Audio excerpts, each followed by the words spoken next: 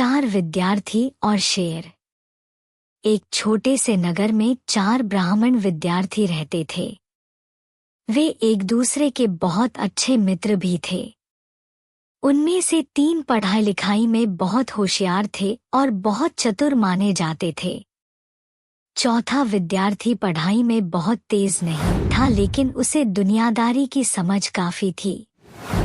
एक दिन एक विद्यार्थी बोला, अगर हम लोग राजाओं के दरबारों में जाएं तो अपनी बुद्धि के बल पर बहुत नाम और दाम कमा सकते हैं। सारे विद्यार्थी तुरंत मान गए। वे यात्रा पर निकल पड़े। रास्ते में उन्हें शेर की खाल और हड्डियां पड़ी मिली। पहला विद्यार्थी जोश में आकर बोला, हमें अपने ज्ञान की परीक्षा करनी चाहिए। चलो इस शेर को फिर से जीवित करते हैं। मैं इसके कंकाल को सही तरह से व्यवस्थित कर सकता हूँ। दूसरे विद्यार्थी ने बोला, मैं कंकाल में मांस और खून भर सकता हूँ। तीसरा विद्यार्थी बोल पड़ा, मैं फिर इसके शरीर में जान डाल सकता हूँ। यह फिर से जीवित जानवर बन जाएगा। चौथे विद्यार्थी ने कुछ नहीं कहा और तीनों की बातें सुनता रहा।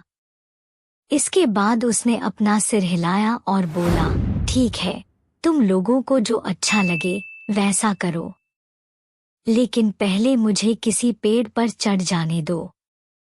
तुम लोग बहुत होशियार हो। मुझे तुम लोगों के ज्ञान और बुद्धि पर पूरा भरोसा है।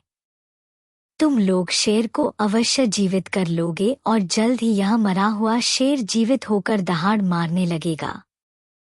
हालांकि मुझे यह विश्वास नहीं है कि तुम लोग इस शेर का स्वभाव भी बदल पाओगे। शेर कभी घास नहीं खा सकता, जैसे मेमना कभी मांस नहीं खा सकता। उसके साथी उसकी बात सुनकर हंस पड़े। तुम डरपोक हो। तुम्हें अपनी जान गंवाने का डर है। शर्म करो।